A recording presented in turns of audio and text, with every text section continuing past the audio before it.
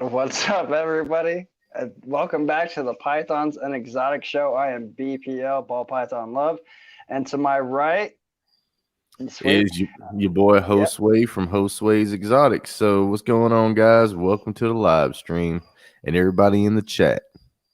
Hell yeah, welcome everybody. So quick shout out really quick. I told him I would do it because we actually talked for almost, I think, 2 hours. Sleepy Weasel, dude. Kick-ass time. We're going to have you up here as a guest. It's going to be a good night one night. But tonight's guest, if you want to introduce him. So tonight we got our person who's going to be up here for his 4th time. So we got 2 people up here now. So that'd be Reptile Feedings and Dragon Whisperer. What's going on, brother? Welcome to the live stream. What's up, guys? Hey, everybody in the chat. I'm trying to watch it. Not Lou, DG, Sleepy Weasel. I saw Reptile Feedings. I think it was one of the first people here. So if I missed anybody, we'll try to catch you. But glad to be here. I got to tell you, man, it is an honor to be on the P&E show once again because, you know, in my world, this is like the Johnny Carson of late night. I mean, you guys are the #1 prestigious late night reptile talk show. And to be a guest here once again is a very big honor. I mean, you guys have done a lot of upgrades. The green room out back was off the chains. The Kush brownies were really good, whoever made those. So I'm just glad to be here, man. Hell yeah. For sure. We're glad to have you here, man, for real. Oh, yeah. So before we even start this live stream, everybody that is watching, thank you for being here once again. But if you guys could smack that like button and share this shit out, let's get some more people up in here. And, you know, Dragon Whisperer said behind stage, we're going to do any sticker giveaway. I do have to send stickers out tomorrow. I've been behind because of the whole shipping. I actually shipped out Cleo, my female pinstripe. So, Lekka, I'm still sending you yours, dude. I haven't forgotten. There's a few other people that I have down. I had to get the snake, dude. Everything was going the wrong way because of the 4th of July weekend. They were closed Monday. Shit just happened. Yeah. Anyway, it's all said and done. I'll be sending stickers out tomorrow, but we'll do one tonight. Awesome. Cool. So let's see who we got in the chat. We got Sleepy Weasel. What's going on? We got DG, Reptiles, Not Lose Exotics. Welcome. Reptile Feedings, Ledka. I gotta respond to you on Instagram. I just seen that. J&G, what's up, brother? I want to hit him up, see how he's doing. I ain't talked to him in a little minute. So you got to start doing something by tomorrow. Yeah, you got to start by tomorrow. Who are you talking to? The person to your left, or to your right, or down below? Yeah, no, you, Josue. Tomorrow you got to start doing something for the next 8 days straight. 8 days. Yes. What? It's only. I don't even know what it is yet. What is it? It's only going to take a couple minutes per time. Thank you, for sharing this out. But thank you, Fit KY. You need to definitely start promoting Brian coming up here on the 16th, and you know. The Cusco guy. Oh, y'all having Cusco on the 16th? Yeah, Brian Cusco. Awesome. I forgot it is coming up. I'll make sure I share that out to you. It's on your channel too, so promote that shit as much as possible. I will be starting tomorrow. So I probably should go ahead and create the stream for it then. Oh yeah. Yeah, go ahead and start promoting that thing. Yeah. Share that across Facebook. What's up, KY? Oh yeah, dude. It'll be fun, man. I'm trying to watch the chat. I should have put my laptop on because it's hard to see it on my screen over there. Fitz said 17 more chances in the cooker. Goodness gracious, how lucky is that? Well, I mean, that's not luck. That's due to a lot of hard work. I didn't mean it like that, Fitz. I know it's definitely from a lot of hard work. So how's your eggs and everything looking though, Will?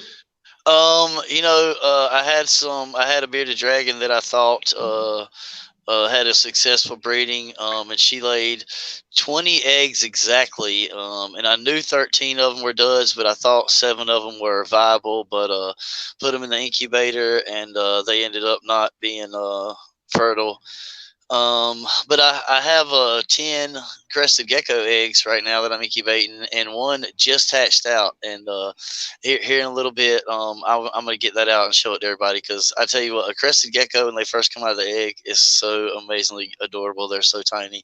But an interesting thing about the eggs, with a little tie into Chris Hardwick, I had 2 crested gecko eggs that I found, and I guess I missed them because I check my tanks once a month, because usually crested geckos will lay 2 eggs every 30 days, and I must have missed these eggs because I have in the one crested gecko tank, I have a gravel drainage layer in the bottom, and then some screen, and then the substrate. And the screen had developed a tear, I guess, one of the times I was in there looking around, and one of the geckos was able to get some eggs under that screen, and they end up getting really more wet than they should have. And when I finally got them, they had some mold on them, and but they still they were good eggs. And I saw Chris Hardwick did a thing with some ball python eggs where he put them in a springtail culture or colony, because they eat fungus and mold and stuff, and it didn't work for his ball python eggs. But I put my crested gecko's eggs in my springtail colony, and they ate all of the mold and stuff, and they look like almost brand new eggs now. So I think it might have saved my eggs.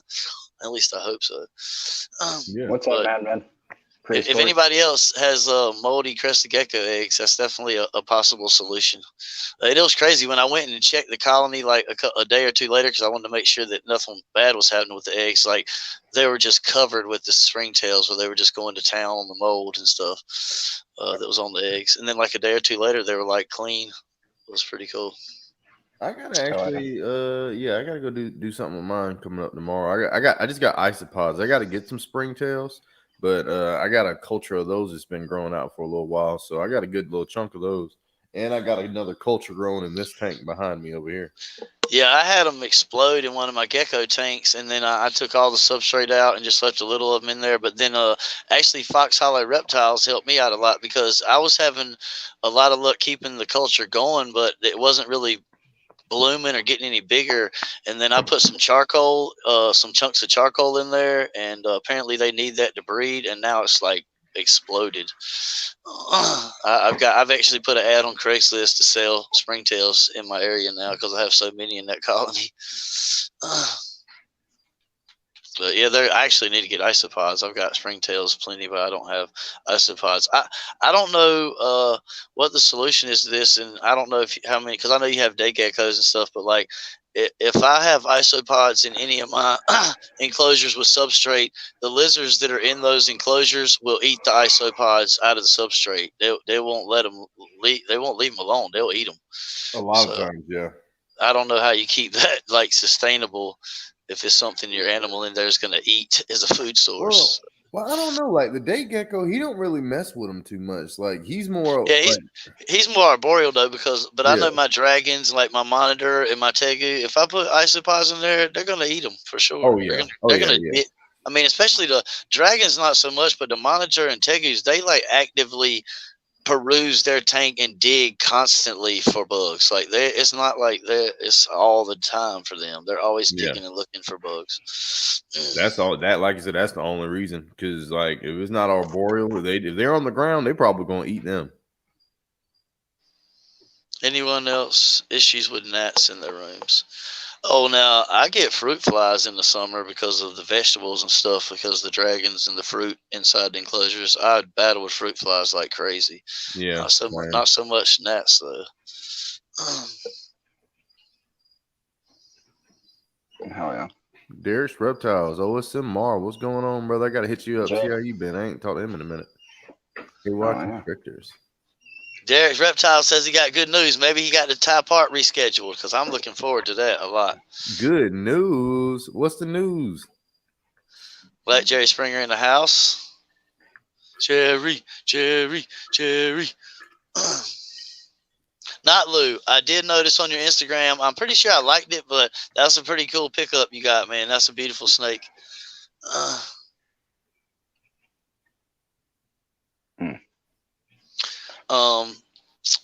So I'm gonna disengage the camera here so I can show you guys, so we can get into showing some animals and whatnot.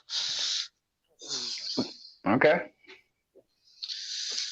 Hey, did y'all see they updated YouTube Studio? I did not. So I just use the YouTube Studio app on my phone. I don't use the one. That's what I'm talking about. Oh On yeah, the phone, I haven't noticed yet. They updated the logo and all that stuff. Like, look at that shit. Oh shit! Hold on. Yeah, look at the logo. Yeah, He for said the no. mine's different now. Doing the update. Are you kidding me right now?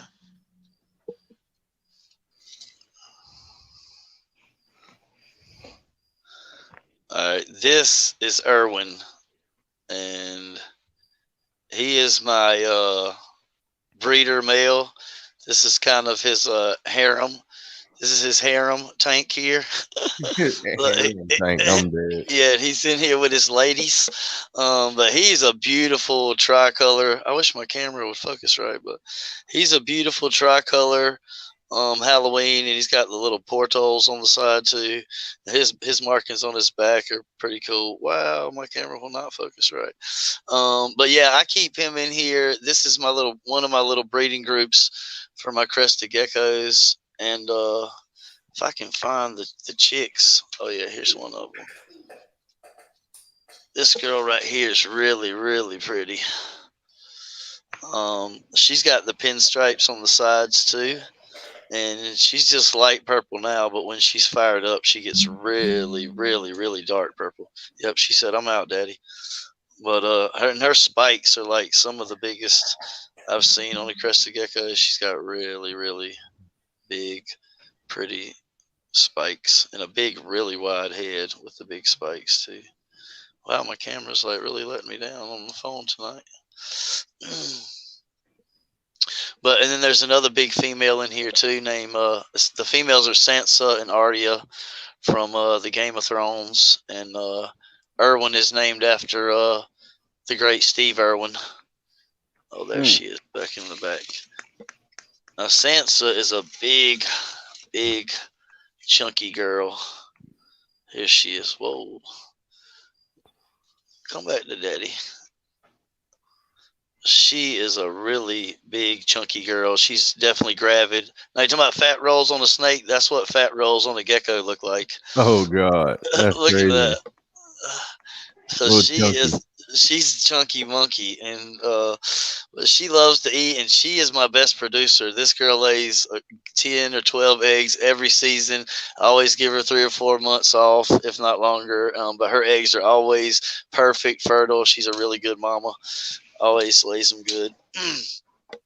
But it's funny. We were on the stream the other night, and I was telling people that I paid a lot of money for a couple of geckos, and people thought I was crazy. But I'm not saying that I'm not. But the adults of these guys are worth a lot of money on Morph Market, and I'm definitely planning on breeding these. Now, these are lily whites, and this gene is a codom. This gene is codominant, but you cannot breed visual to visual. It creates a fatally leucistic flaw in the babies. People tried it for a long time, but they never got a baby to last for more than 3 or 4 days. The stripes on the front legs are really off the chains, and the tiger kind of coloration there on the back legs. Oh yeah. But these are kind of the new thing in the crested geckos, besides the Exanthics that Brian from Altitude Exotics is creating. Now, the guy, Brian from Altitude Exotics, she does not want to go back in there. He's combined the all black geckos, the Xanthics, that he was one of the first to produce with this lily white gene, and basically produce geckos that are all black with white accents, and they are really incredible. And now that's the highest. You guys, I know there's ball pythons that have sold for more, but he actually sold the first Xanthic lily white for $23,000. It was the highest selling gecko of all times, and he sold quite a few for over 10 grand since then. Like the designer geckos are really starting to get up there in the price. But this is the male, and like I said, I won't be breeding these together, but I'll be splitting these out. This is Twix. The female is Godiva, and this is Mr. Twix. That boy Derek says he's finally gonna get that copperhead he's been wanting. Oh, I'm excited. He got the right cage. He's got that Joe Challoner venom-proof cage. You know, if we didn't have a dangerous animal law here in my county, but if I ever move out of this area, I'm like you, Josue. I want a gaboon. I've been doing a lot of road cruising this past week, man. But you know, we got a tropical storm in the middle of the ways in the work right now. Yes, that is very true. Look, because it's raining like a mug right now. This is Rex. He's ready, boy. We're gonna feed him here shortly. He is ready. Yeah, he about to. He's like, oh, I can't wait. You gonna bite, Daddy? You gonna bite, Daddy? You gonna bite, Daddy? Oh, he gonna bite the shit out you. No, he won't bite me. He's a good boy. He's a good boy. I mean, these are animals that you definitely have to tame down. I won't say that there aren't times that Rex doesn't scare the hell out of me. That's for sure, because he might not be that big. I mean, you can see how big he is compared to my hand.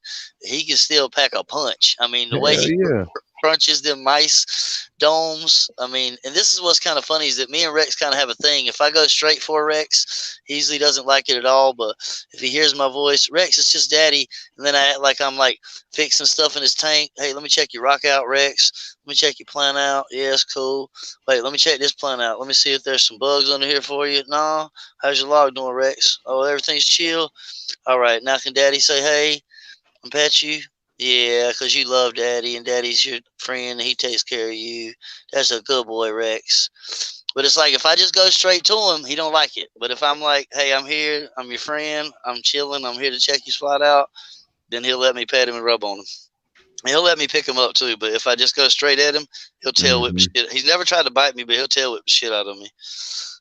He's all about the tail whipping. See, he's got it like coiled up. He's always ready to whip that thing. That's really, it's kind of funny. That's really their number one thing most of the time is the tail whip before they'll try to bite.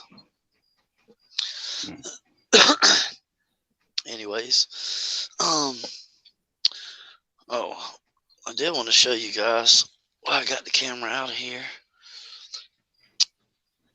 This is Thor, and there was a lot of people in the community that were trying to help me out with what was going on with this guy, because you can see some right there. He's got some lesions, kind of, and what had happened was I thought it was scale rot because the way it looked, but what had happened was he had just got some really bad abrasions from the rocks I put, and he had those all over his back, really dark in a lot of spots. And then he went through a shed, and is that like that spot and that little spot right there is the only thing left after the shed. So he's almost completely healed. Still hasn't eaten for me yet. And it's funny because when I first got into ball pythons, and Josue, you might could appreciate this, but I know ball python is going to be like, oh, you're a big baby. But when I would open the tub or my enclosure and the snake was what I call essed up like that, I didn't want to touch him. Because I was like, that dude looks like he's ready to light somebody up. But now I know that that's nothing. That's just the way he is. Like, I just reach in there and grab him. Like, that's nothing. Like, he's not ready to bite nobody. That's just comfortable, I guess, for him for whatever reason. This guy is a sweetheart. Like, I never hesitate to just grab him up, even when he's like that. At least he's doing better, though. I mean, that's good. Oh yeah, he's healing up like a champ.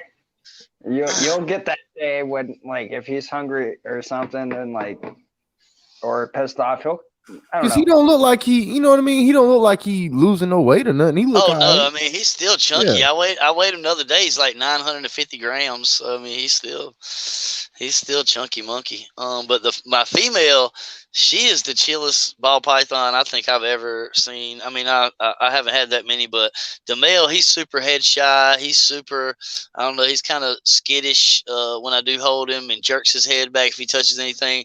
This girl actually let me mess with her teeth.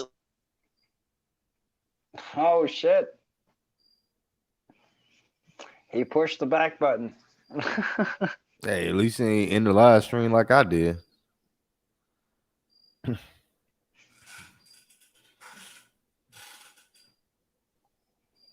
So yeah, how's your day doing? Fucking tired. Been putting ceiling fans up all fucking day. That shit's fun. Other than that, welcome back. I actually had a lost internet connection for a second, but well, is that gonna work? Yeah, there we go. Well, there we go. Yeah, but she'll let me kiss her on her head. She's not head shy at all. She'll let me mess with her mouth and everything. Like, she has the most incredible personality. Like, I don't know how many people have held her when I've went to PetSmart, or I've even taken her to Lowe's, and a bunch of the cashiers at Lowe's have held her, touched her.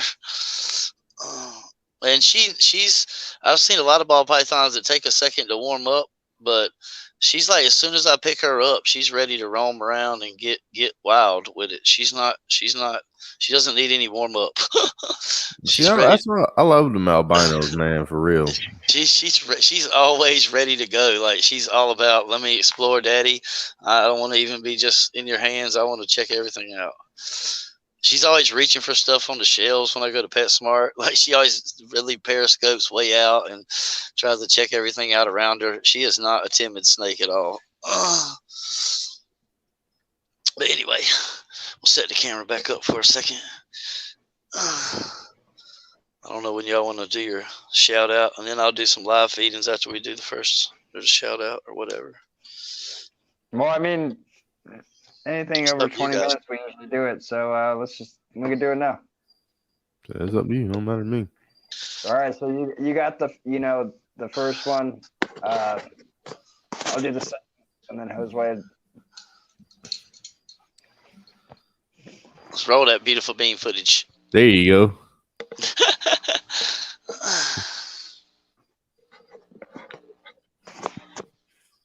All right. Here's the shout out list. These guys like to give some shout outs every night. Very admirable that they do that to help spread the love for the rest of the community. And first on the list, we have Ball Python Love, co-host of the show with Josue. A lot of beautiful ball pythons, and just very generously and graciously, I think, gave one away in a raffle to help some other people in the community out, which that's such a good thing for him to do. And I can't say how much I admire him for that. And also the master of the love lock, which just helped me out recently. Then we got Iron Dog Reptiles. Big shout out to him. I'm glad he's on the mend. And best wishes to him on his recovery. Venom Wonderful. Everybody knows that dude is off the chains. The master and the BBC and other venomous creatures. Derek's Reptiles, the master of the interview on the live stream. He's had some of the biggest names in the industry on his channel. Not Lose Exotics, another cool guy. He just picked up an awesome, beautiful, I'm pretty sure it's a venomous snake today. He posted on his IG. J&G Reptiles, one of the masters in the venomous game. Got some incredible venomous snakes. His gaboons and some of his other eyelash vipers and stuff. Then we got Kurtwood 75, another really funny guy, great sense of humor. I think he just recently cut some eggs too, so congratulations to Big Kurtwood. I know that's a lot of work he's put into that, and it's finally coming to fruition for him. Hilljack's Life, another awesome venomous keeper. I've seen this guy free handle some snakes that have made my heart race. So that guy's got a set of cojones on him for sure. Then we got Desert Wolf Armory, another master in the venomous game. Big shout outs to that guy. Love his new logo. His new logo is really off the chain. If you guys ain't check that out. Reptile Feedings, super awesome guy. One of the funniest guys in the whole community. I love watching his videos. I wish you do more of the herping or the walkabout videos. That's pretty cool. So just seeing him out in his element like that. D's Balls and Exotics, awesome ball python keeper, and a lot of other awesome animals. Proper Royals, another great ball python keeper, was on the channel recently, and that guy's a rock star. Todd Autry, one of the best harpers in the game, and knows all about a lot of snakes in the Midwest, and a really knowledgeable guy. Okay, sweet. So next on the list, we got Hose Ways Exotics. He has the amphibians, he has the boa, the rattlesnake, breeding his own mice. Probably ask him a few questions during the live about that. My Animal House, good friend of mine. Hopefully, you know, I didn't know if there was an Iron Animal show today. I don't know. I've been so busy. Spider Mom 1978, 50 plus tarantulas, one bearded dragon. Pretty cool person. TNT Balls. That's Todd, a very good friend of mine, prehistoric companion. Saw him in the chat tonight. We also had him as a guest. OSMR Balls was in the chat, I saw. A good friend. Fitz Family Constrictors, aka Yeeper, goes live every Saturday. Thank you for sharing this video out tonight. A.T. McGill. Always Evolving Pythons. You guys should know who that is. Mary Pythons and the Holy Balls. We had her up here with her husband Mitch. Next is Rescue Replicated Reptiles. He is on IG. Make sure you guys go check him out. Marquez Family Reptiles is also a cool dude to check out. Ectothermic Dungeon is a really cool dude to check out. He has a YouTube and an IG, and then Stanley's Reptile Crew. Which way? All right, so next up we got Area 51 Morse, our brother out there eats the alien meat and all, like Venom likes to say. You know, he's been probed a couple times. But, you know, next up we got Doug's Monster. He's representing from the UK, but really he's from Scotland, so it's not really the UK. We got Balls of Russ. We've had him up here a couple times. Chill guy along with Pogo's Pythons. I really like talking to him a lot. He's pretty chill guy. They do a whole lot of breeding and stuff with mice, and they had a whole lot of pretty cool morphs with the ball pythons. Foxhall Reptiles, stand-up guy as well. They're all kind of different snakes, bull snakes and all.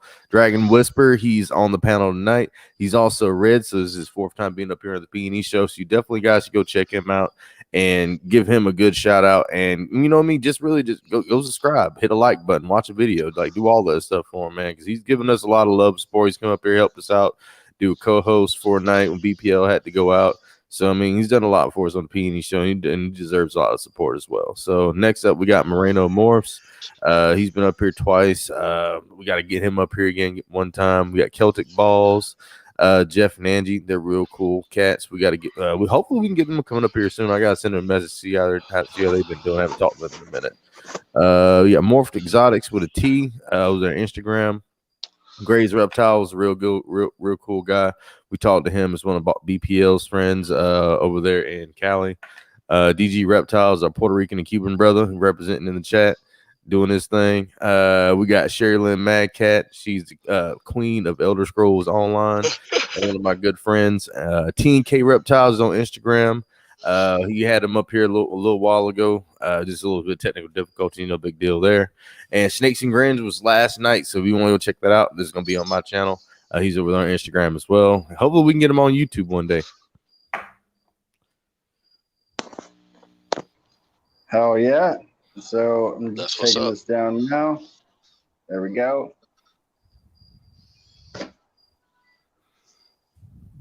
So yeah. All right. We are back. So Josue, I'm just a little curious. How's the move coming, man? So I got another apartment complex that sent me an application, so I'm gonna fill that out tomorrow. I'm gonna get that sent back. I gotta call down there because a lot of places they were like, "Oh, well, we need you to come down here and take a tour and all that." Like, nah, bro, I'm fine. Yeah, you would think with the current stuff they would let you do a virtual tour anyway. Exactly. But see, I think I was using the wrong app, so I went to another one, and I started looking around on there, and I talked to somebody today, so as soon as I can get that stuff paid for, because my check clears the bank Friday, so I have the money, go ahead and pay for everything. Just waiting to hear back from that. That's the last piece of the puzzle. See, you're not having any difficulty with people giving you problems with your animals? Or are you just not telling them? What animals?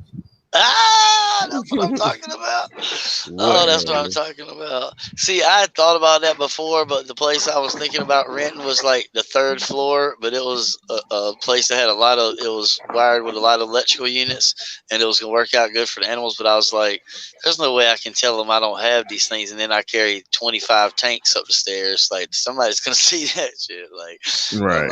I'm not going to be able to hide it. Taking 25 tanks up and downstairs. But I'm lucky I found the place I got now. It's so perfect. I can't wait. In another couple of weeks, I'm going to start building some big enclosures outside for when some of these, like the monitor and the tegu, get bigger. There's a lot of iguanas in my area that are up for rescue, and I just don't have the room inside. But I've got a storage shed, and I'm thinking about converting part of it into some iguana enclosures, some big cages, so that I can rescue some of these iguanas that are around my area. Yeah, I don't know, man. I'm kind of iguanas kind of scare me a little bit. Like I like them. I like the rhino iguanas, but like regular like green iguanas, I don't know. Yeah. What's funny, they definitely, they definitely, of any animal I've worked with, they have the worst personality by far. But it is really rewarding when you do tame them down, because they really will get really calm and tame like a puppy dog if you work with them enough. But I've been lucky that there's a couple people in the area that also rescue them, and I've rescued a couple that once I got them at least halfway not wild, then those people took them in and they're taking care of them now. But I've kind of learned how to deal with them now. And you definitely have to be wary of their bite, though. But they're more tail whip than anything. But they do have a worse personality. Everyone I've ever been around has had an attitude. Like, I've never ever seen one that was nice when it was younger. So that's why I'm like, I don't know, man. That should be I don't know. Like, I'm just not really a lizard person. Yeah, like, I know you like the snakes more. Yeah, that's probably why I don't have that many lizards. Like, I'm more of a frog and snake person. Yeah, which I don't like know why. That day gecko you got is nice though. Now I ain't gonna lie to you. When I seen him at the store, I had to have him. So I was like, yeah, he coming with me. And then I end up you know what I mean? I started researching some more and more into him. I was like, damn, it's a lot more of these things. Because I'm gonna get a neon day gecko. That's the next one. Oh yeah. Now see, I didn't think that they were going to be as expensive as they are because of their size. And then I seen them at the show, and I was like, "What? Like, what?" Like, and I even watched the Clinch Reptiles, and he was talking about they're not that expensive, and I was like, "In my book, that's expensive." Yeah. I don't know especially if your version of expensive or mine is different, but and especially you're talking about a lizard that, like, I've had a $45 PetSmart crested gecko get out of his tank, and I set up for nights looking for that dude, and I can't imagine if one of them little tiny guys escaped. Like, I wouldn't be able to sleep until I found that dude. Bro, my day geckos escaped numerous times. I had to fix his enclosure to like make it escape proof. Yeah, so they're escape artists. Be on the goddamn roof. Yeah, they're escape artists. Yeah, luckily they usually go for the nearest hiding spot near their tank, and they're usually not that hard to find. But I've had one. This was funny. The second gecko I ever got, I had put a little tiny hole in the top of his enclosure for a fogger tube, and the next day when I went to look at him, I noticed the fogger tube had worked itself out of the little hole, and I didn't see him nowhere in the tank. So for like the next 3 nights, I set up in my room, because you know they're nocturnal. So I set up in my room with all the lights off, my fan off, everything, so it was as quiet as I could possibly make it. And I would literally sit in my room and just wait to see if I could hear him jump or move on anything in the room. And 3 days went by, and I mean, I had to work during that time, and I was going to work with like no sleep. I was such a zombie by day 3. And then I finally was like, man, I lost that gecko. I was really upset, and I went to break the tank down. Dude, that little fucker was buried under the dirt the whole time. Damn. Like, I didn't even realize that sometimes if they're scared or the humidity's not right, they'll actually burrow in the dirt, and it had never even left the tank. It was buried in the dirt the whole time. Yeah, it did it to me a couple other times. I was like, man, that gecko's escaped again. Then I was like, nope, let me check the dirt. And then I found it buried in the dirt again. I want a tokay gecko. I really that's one of my favorite. I'm a gecko person too. That's probably the only lizards I'll probably get if I get more. Yeah, I had 2 tokays, and my goal was to breed them because they were both wild caught. I got the male and the female at different reptile shows, and they're both wild caught. And but I had them in the tank together for a year, and I even had them on camera, like the male all over her back multiple times, but she never laid the first egg for me, and so I ended up getting rid of them to some people that really wanted them. But they would bite me all the time. I could not take them out of the tank to clean the tank or wade in without putting them thick leather work gloves on. Yeah, because man, look here, I ain't finna mess around with that damn thing. But I've seen people that raise up the captive bred babies, and they can be just as nice as anything. I've seen them like just like a leopard gecko, just climb all over them and not do the mouth gaping and biting and just act like they're not made that way. But the wild ones are definitely Now wide them open. leechies, you ever see a leechy honest gecko? Now, see, I used to have 2 of those too in some of my earlier videos on the channel. I had me a breeding pair of Leachianus, but Why'd you I get rid decided. of them?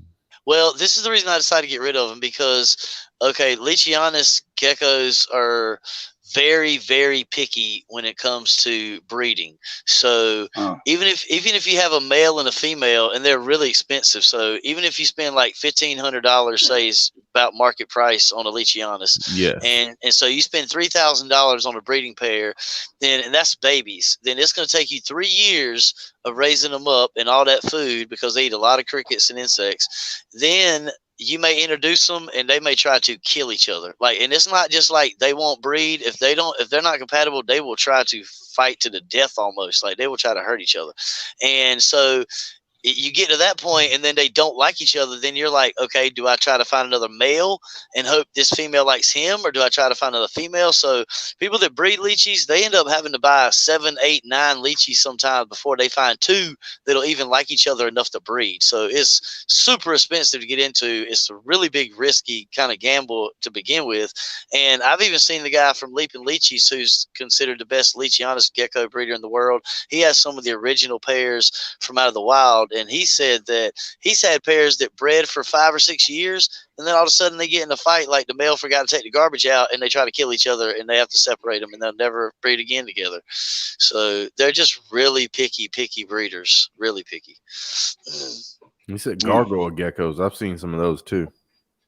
Yeah, gargoyles, I wouldn't mind getting into them some days, but I'm really trying to get into the breeding to make money now and to try to make this a full-time gig. And, I'm finding out that the people that try to breed everything, they're not nearly as successful as the people that breed a few things, and so, Yeah. I'd like to breed gargoyles too, but I'm already breeding cresteds, chameleons, ball pythons, and bearded dragons. And, if you got a pet store, that's one thing, but when you're trying to sell everything on Morph Market and Craigslist, it's hard to have so many eggs in so many different baskets.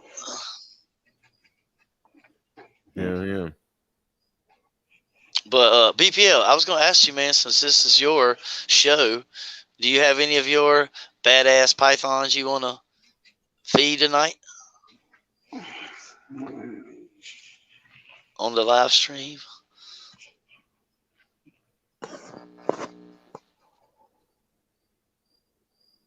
Can BPL hear me? Yeah, I'm thinking.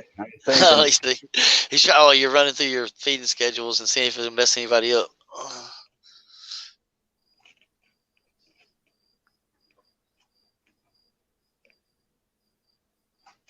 I don't think I do. All right, well, I'm going to turn my camera off for a second so I can get my mice out of the bin and get them ready, and then we're going to feed some lizards. It's the only thing I could probably do. I could probably show you guys. I could probably feed my milk snake. I still ain't fed him yet. I haven't seen that one in a while. Do you handle him much, Jose? Yeah, I took him out. I was talking to one of my friends last night, and I took him out on showed him to her. So I was playing with him because I was checking on his water, making sure he was good there. He just shed recently, so he's good on that. So I was like, all right, well, at least you're doing good. You're not skinny. You look kind of chunky. Might need to cut you back a little bit.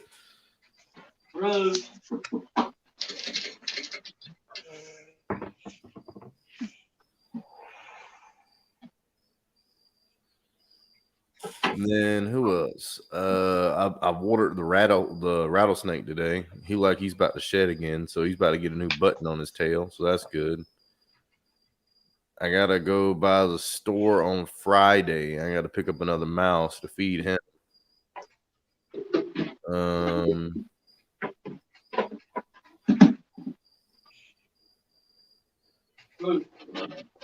What else?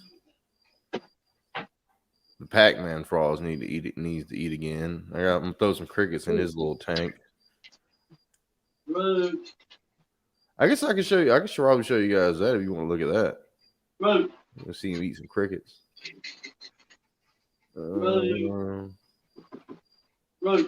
What else? I gotta feed the white tree frog. I haven't fed him in a little minute. Oh yeah.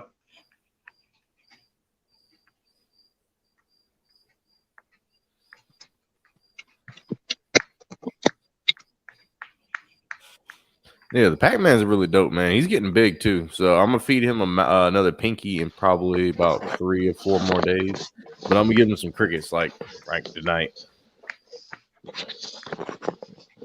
So what are you feeding everything? Feeding everything? Yeah, you. No. I mean, I've already fed the dragons, and their lights have already gone off for tonight because I can't change their light cycle too much. But Groot's, I'm trying to make him think it's summer right now, so I can change his lights a little bit. And the Savannah monitor, same thing, because my Tegu is going to go into brumation in another 3 or 4 months anyway. So I'm trying to make him think this is the summer coming on. But most of the other animals have gone to sleep. Other than the monitor and the Tegu. And I would try to feed the male ball python, but I'm trying to offer him just once a week right now. And it's another 2 or 3 days before I need to offer him again, because I just offered him like 4 days ago, I think. Rex, you ready? Hold on, let me solo you. You ready, Rex? You ready? You about to fuck it up. This is about to be pretty freaking fast and brutal. Try to give him the smaller one and give the bigger one to Groot. Yeah, this one's smaller. Oh yeah, he's all ready. Oh yeah.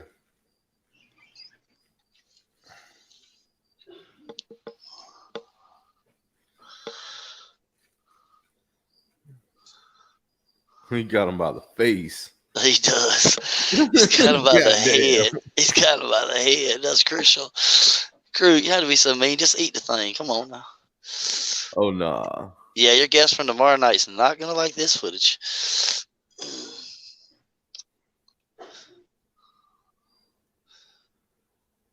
Dude, that boy reptile feedings. His that video of his breaking that poor mouse's leg and dragging it around, that was crucial. Boy, that was crucial. Kovu was slinging everywhere but loose. And Ryan was just like commentating the whole thing too. Ooh, look at that leg. Ooh, bro, I was dying laughing. Me too, man. Like I love his videos. I really do, man. I'm excited every time he posts. I watched the scorpion video today, man. That was good. When those scorpions, when they start, man, when they eat, like the centipede's pretty badass too, but the scorpion, when they eat, those 2 chelicerae, it's like 2 mini claws right in the front of their mouth. Yeah.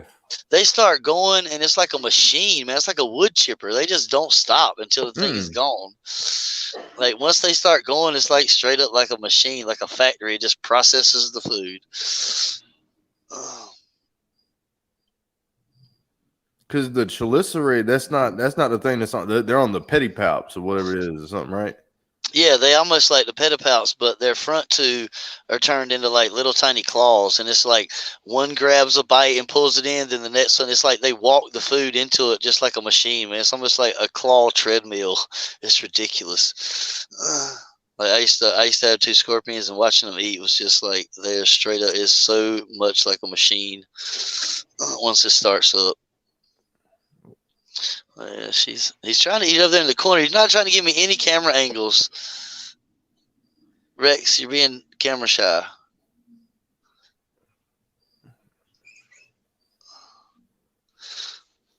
And the one thing about Savannah monitors is they can't drop their tail. so I can drag him back.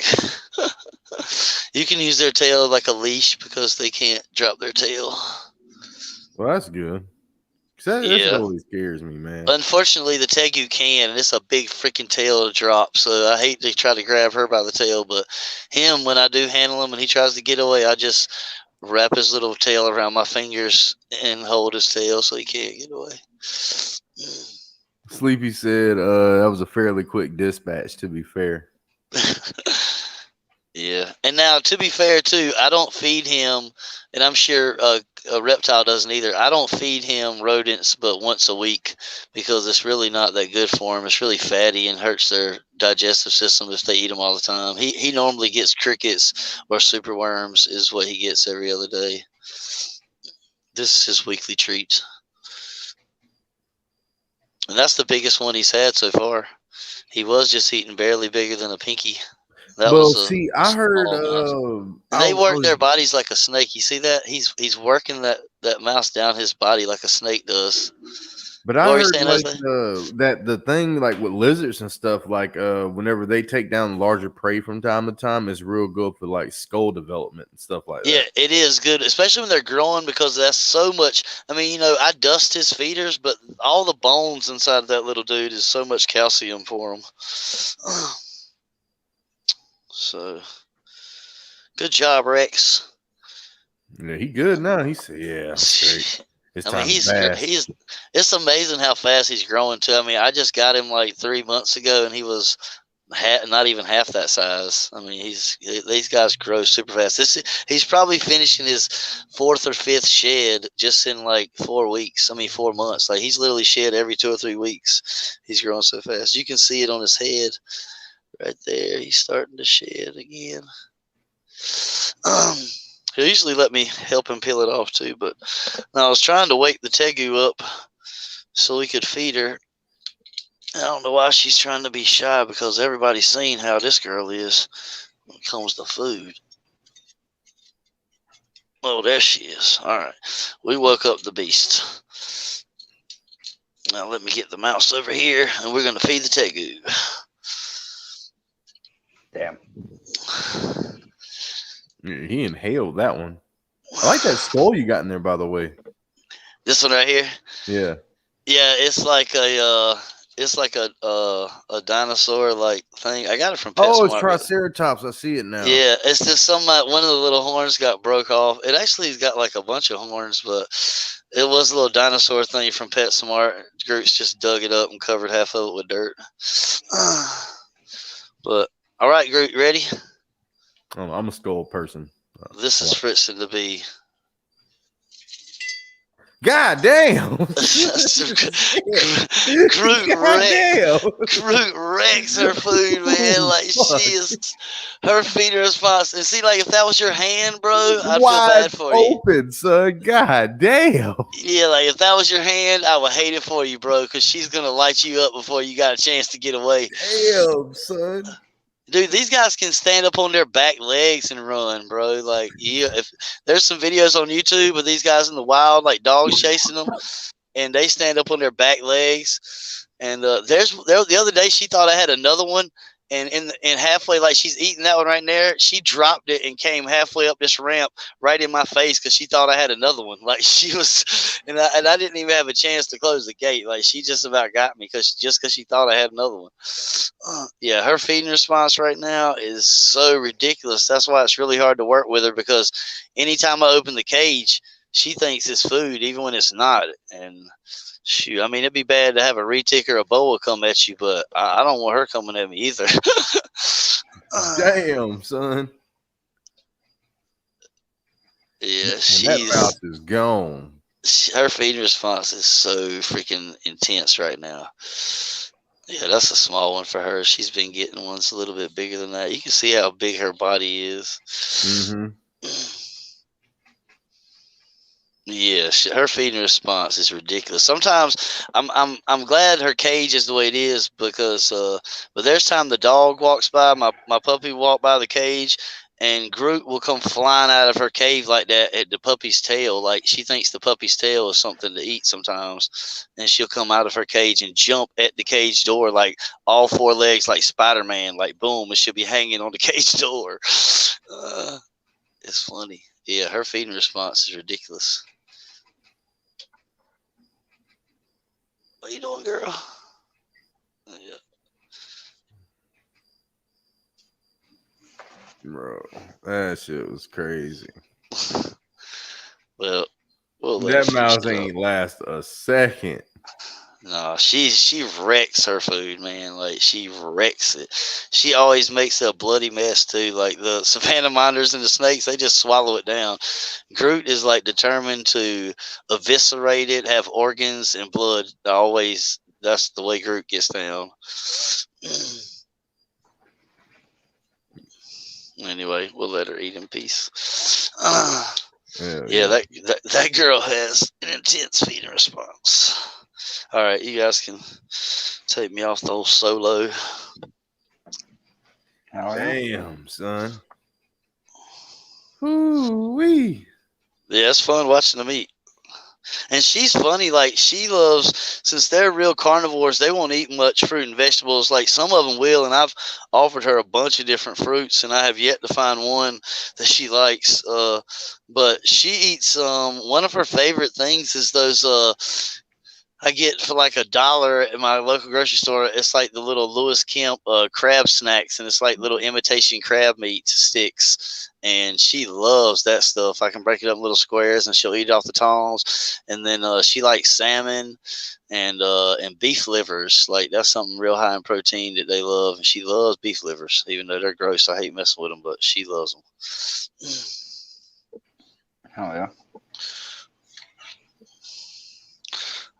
But anything new been going on with you lately, BPL? Fuck. It's shipped out Cleo Monday. Man, I saw her. That's the pinstripe, right? Yesterday. Shipped her out yesterday. You got her this morning. Yeah. Yeah, to Benjamin. Yeah, that's a pretty snake, man. Golly. Benjamin who? Blankenship. Yeah. At first, I thought it was Benjamin Payne. And I was like, wow, BPL shipped a snake all the way to New Zealand? How much did that cost? Man, I don't even know if you could do that. That shit couldn't make it there in a day. No, I don't think so. I mean, to be honest, the ball python, as long as the weather was okay, it'll probably be all right for 2 or 3 days. But still, I don't think you could ship a snake all the way to New Zealand. That'd be a long trip. Yeah. Yeah.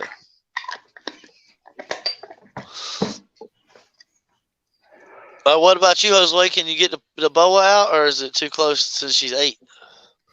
I don't know. Like, I fed him. It wasn't yesterday, but it was the day before yesterday, so it's only been 2 days. So you need to wait longer than that. I know the ball pythons, they say 2 days. Yeah, because I normally give them about 2 or 3 days before you try to really mess with them too much. Because I still gotta feed the rest of my snakes. So. Oh, before I forget, I do want to send a big shout out to Justin from my animal house, because he did clue me into the fact, and if other people don't know this, I'll share it out there, that monitors, that little Rex, my little Savannah monitor, when you first start to try to handle them, like actually pick them up and handle them, I didn't know this till Justin told me, and then I put 2 and 2 together. But yeah, they will poop on you, and if you put them down every time they poop on you, then they'll continue to poop on you every time you pick them up. And I didn't realize that, and so I had to keep holding Rex after he pooped on me, so that he realized that pooping on me was not going to make me put him down.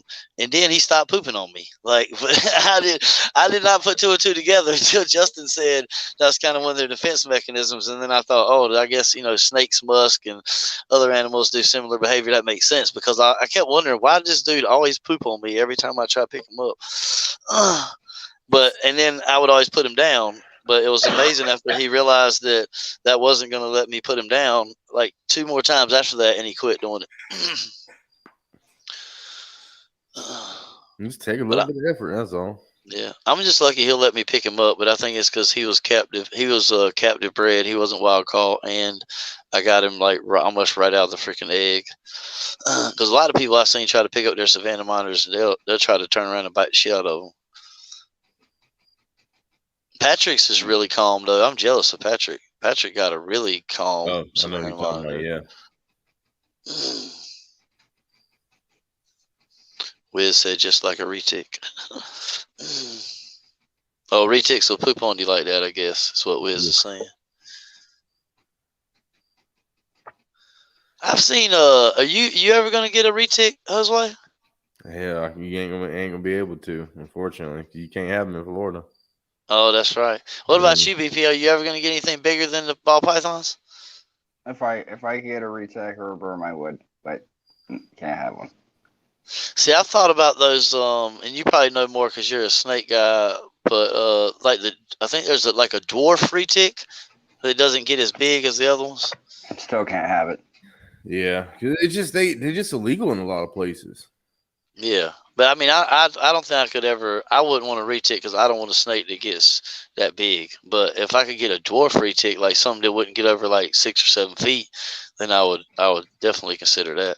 Yeah, I mean that ain't as bad, but yeah, I mean I'll be more comfortable with something like that than a 19-foot or 18. Yeah, I just can't ever see me having no 13, 14-foot snake that weighs like, no, I can't see that. But see, that's the thing though that would gets a lot of people is that snake's not going to be like that until maybe 10 years down the road. Oh yeah, yeah. Unless you buy it like that and you're gonna spend the arm and a leg, then yeah, you're gonna take a long time. A lot of feeders getting to that point. No, not yet. And by the way, I mean, everyone, like, I smoke weed from the minute I get up. He said, "I think BPL roast." I smoke all day long. Oil pins in the car, fucking smoking bud at home. I haven't noticed you drinking those Coors tonight, though. Nah, that's why I'm not super like. It's like kind of like I'm getting out of it. Like I just stopped drinking recently. Oh gosh. So that's why I'm not like all super hyper by this point. Like. Yeah, you're a little more quiet than usual. I would definitely say. I just want to make sure you're cool. Nothing was wrong. Nothing was wrong with you, brother. I didn't know if you had something on your mind. You said I get normal. No, normal. Yeah. Yeah, exactly. I'll lose my fucking mind if I don't smoke. I'll tell you that. Yeah. Oh yeah. So what about African rock python? You think are those legal out there at BPL? No, but they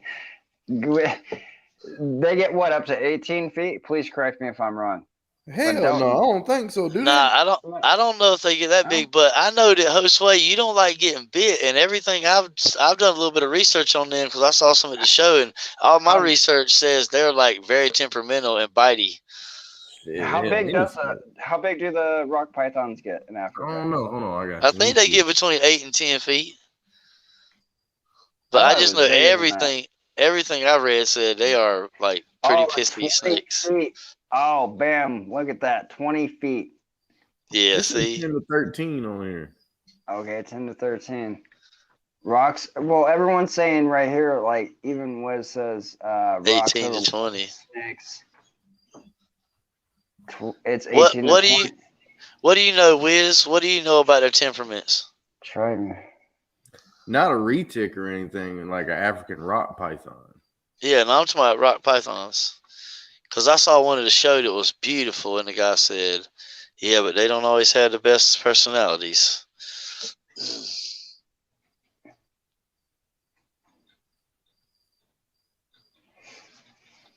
Yeah, African rocks are the biggest by length.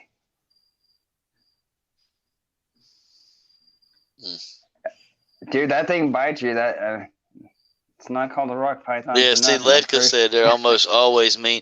Well, see, the guy at the show was trying to tell me that they spend their life like sitting in little crooks in the rocks, and anything that comes by, they just wham it. So, like, they're always on like food response mode. Dude, those cheese have to be fucking gnarly. Yeah, see, DG said they're mean. And then Will said mean as fuck. So yeah, I don't know if that's a snake for you, Jose. Hey, Man. But then it might help you. You might turn into a master dealing with that dude. that's what I'm saying, man. You gotta Learn gotta how to calm read. the You learn beast. how to read him quick, boy. That's for sure. Calm the beast, man. Yeah, calm the beast. See, I really like that. Like, if my Savannah monitor or my Tegu, if they were like easy little lizards like I mean, I love my dragons. That's my first love. But it's rewarding working with animals that are like that, though, man. Especially when you have breakthroughs. Oh, damn. They don't read that one. They don't just bite either. They rip holes in you. Oh God.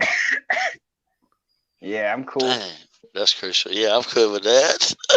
Nah, the I'm dream good with snake is that that. emerald tree boa. If I get one of those, I'll be done with the non-venomous snakes. Now, I like the emerald tree boas, man. Their pits on their face are so incredible. But every time I see a profile of somebody with the mouth open and see all them recurved fangs, and imagine, like, dude, if that guy bites you and decides to rip back, he's going to do some serious damage.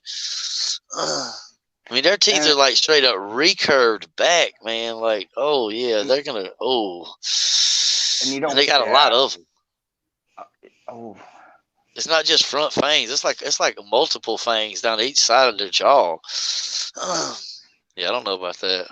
I think because see, my problem is, and that's why I've questioned getting a day geckos. That I really like my animals to be animals I can interact with, and especially like, I love the Savannah monitor to death and the Tegu, but if either one of them get to a point where I can't interact with them and they're only display animals and they want to bite me, then I'll probably try to rehome them to somebody who can have better luck with them, because I want all my animals to be animals that I can interact with. And if I got a tree boa, it would have to be simply only a display animal, because I would literally be scared to hold that thing. Because I don't know, that's one of my favorite snakes in the whole world. So I definitely gotta It get is, one me of too. those. And I'm gonna get me. I'm still gonna get me another rattlesnake. Because I think it's. I want a timber. If I can get a timber rattlesnake, I'll be happy. That's cool. A timber. Yeah. Ooh. But I can't find one. I've been freaking looking for him and I can't find him, and it's freaking annoying me. You were looking at them the other night, but some of them tree boas that Nerd has and the colors on them things, man, they're ridiculous. They are some of the prettiest snakes. But Lord, I'd be scared to death of that thing biting me. I ain't even gonna lie. You can call me, you know what, if you want, but that's one bite I would hate to get, is from a green tree python. But we've seen the prices on it, because you got them Amazon basin emerald tree boas, and those are like $6,000. Yeah. Versus the northern ones are like $400. Yeah, Yeah. I don't like know those. Man. Yeah, those are beautiful. BPL, yeah, like I heard BPL. He was like, "Ooh, them red ones." But didn't you say they grow out of that red coloration? Yeah, they all do. They all turn green eventually. That's crazy. Now, see, I watch Lord of Lion. I don't know if you watch him on YouTube, and because he's a big bearded dragon guy, so I watch him a lot. But he has the emerald tree boa, and that's like, he handles it all the time. But that's his one snake that it still like randomly bites the hell out of him. Like, he still handles it all the time, but that snake's lit him up like 8 or 9 times, and he still handles it. And it's always random too when it does it. But yeah. I wouldn't mind having one if I could get over my fear of that thing getting me. I don't think it'd be that bad. Yeah. I mean, it's going to be when it's fully grown, but I mean, if you can get it. Yeah, and I'm sure if you get it when it's younger, and they say they're more bitey then, but obviously it's not going to hurt as bad when it's a baby. You work with it every time. You just keep working with it, dude. You should be all right. Yeah, that's definitely the key. Getting a small one and working it up. Now, if you just go out and buy a huge ass motherfucker, fully grown, and he bites you. Yeah, you're taking the chances then for sure. Especially Jose, you go buy some wild caught one from Underground Reptiles. Right. I almost had another one like that, because I got them to send me some pictures. Yeah. And they were like, yeah, we just had all these imported in. I was like, oh. See, every time I go on their website, every time I look for something, they're always the first one to come up. And then I go on their website and it'll say out of stock. And then I'll say, send me an email when you got it. And then they send me an email. Then the first thing I ask them was, are they field collected or wild caught? And they'll say, they're field collected. And I'll be like, dang, I don't want field collected. I really don't think, like, there might be some other places that do better, and I'm not trying to badmouth them, but I don't, because they do have some good quality animals, but I don't think they do near enough of a good job at their particular facility of making sure that animals are dewormed or parasite free if they are wild caught before they turn around and sell them to somebody. All right. That's my only issue with them. So Sleepy Weasel, there's two different ones. All right. The emerald tree boa is a boa constrictor that lives in South America and like Mexico in that area in the Amazon rainforest. They have a counterpart that looks exactly like them, but it just shows how, you know, there could be the same snake and how you can have different things occur in the whole world. But over there in like India, like in like the Asian continents and stuff, you have the green tree pythons. Green tree pythons, I think, are a little bit small, but they look very similar. They're green, same color green. They have the yellow scales underneath, and they have different things, but they're totally two different things. Yep. You got the emerald tree boa and the green tree python. Yeah, and the northern tree boa. It's hard. You can get them confused real easy. But I want the one from South America, the emerald tree boas. But boas and pythons, that's the difference. So you haven't been able to find a timber rattlesnake, Josue? Man, I've been looking all over the whole southeast over here. What's the nearest state to you that has venomous shows? South Carolina. But I thought they banned the venomous show. Yeah, so they don't have venomous show in Georgia. No, because you know we don't let you can't have any venomous snakes here at all. The only ones you can have are one that's native to the state. Oh, so you can have the pygmy, but you can't have nothing from out of state. So you can't have a cobra or a gaboon there. None of that. Oh, gotcha.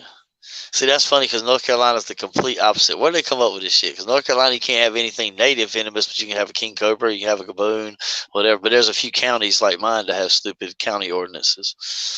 But DG, this is the same thing. It's just the terminology used differently for different people for whatever legal reasons. That's all it is. Between like he was asking like wild caught and field collected. Yeah, it's really the same thing. Yeah, it depends. Some people just field collected makes it sound like a more like sterile procedure, like they went out there with freaking gloves and lab coats, but it's the same thing as wild caught. It's really no different. Not in my eyes, it's not. Okay, Wiz says wild caught is just caught in the wild versus field collected can mean they got gravid females and are selling the babies from a wild caught snake. All right. That makes sense. Okay. Yeah, that can make sense. Yeah, well, I'll go with that. I mean, I don't know. That was just my thinking, but I'll go with what Wiz says. That makes sense to me. Sweet. An hour and 7 minutes in. Still got another hour to go. All of you 16 watching, if you guys haven't already, smack that like button and share this shit out, please. But yeah, no, I don't know. There's a few different things I'm gonna. 1 second. No, what were you saying? I need more ball pythons first. You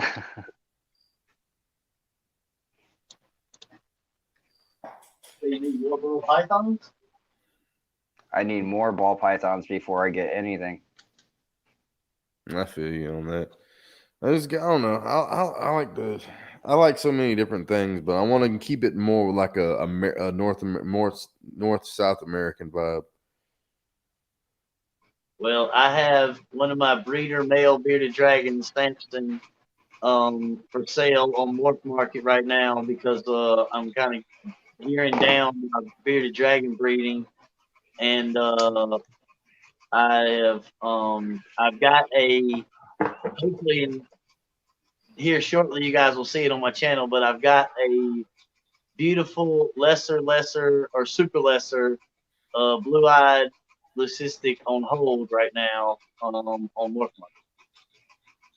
Oh, a super lesser, huh? Yep. I got the super Mojave. And now this is kind of interesting because I don't, we'll see what happens, but my goal, and I'd love to get your thoughts on this, BPL, because my goal is to This is a male. The super lesser is a male, and then sometime a month or two down the road, and I know this is going to take a while, but I'm going to look for a subadult. Not a hatchling, but not an adult either, but a subadult female that is het lesser. And You actually can't be it can't be het lesser. It's either lesser or it's not. Yeah, well, now when you're doing the morph market and put in het lesser, they come up. That's weird because lesser is a codom, and codom there's a super form. It's not where you need a copy of it. I'm sorry. I did not. You're right. I'm so sorry. I stand corrected. I meant lesser, not het lesser. Just lesser, not a super lesser. Just a lesser.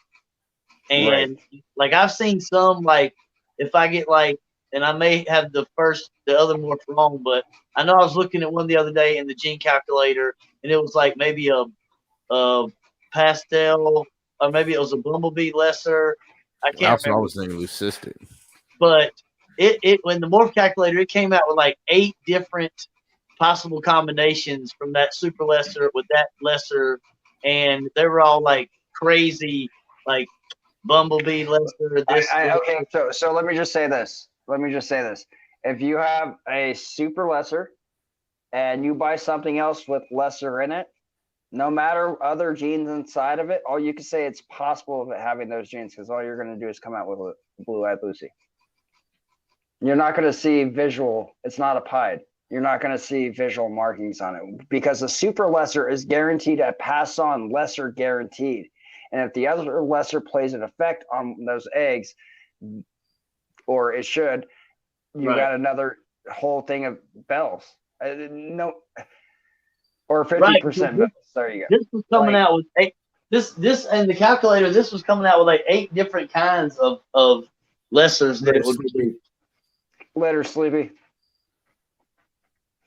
Like, I was just surprised because when it came up, it was like 1 out of 8, 1 out of 8, 1 out of 8, and it had 8 different. Wait, you can pull it up on your thing, can't you? You can morph market? Yeah.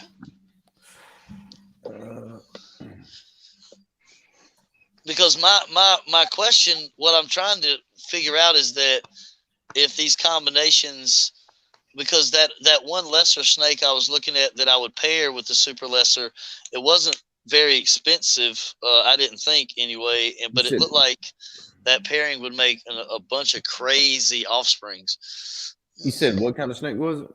A super lesser is one of the parents, and then I can't remember what the other parent was, but I know I put in a lesser and it had another gene. I just don't remember what it was right now. You said maybe bumblebee? I think it was bamboo or bumblebee. 50% lesser, 50% lesser. Yeah, but the super lesser is going to automatically, so you can't get normals in that whole clutch. There's no you can't get.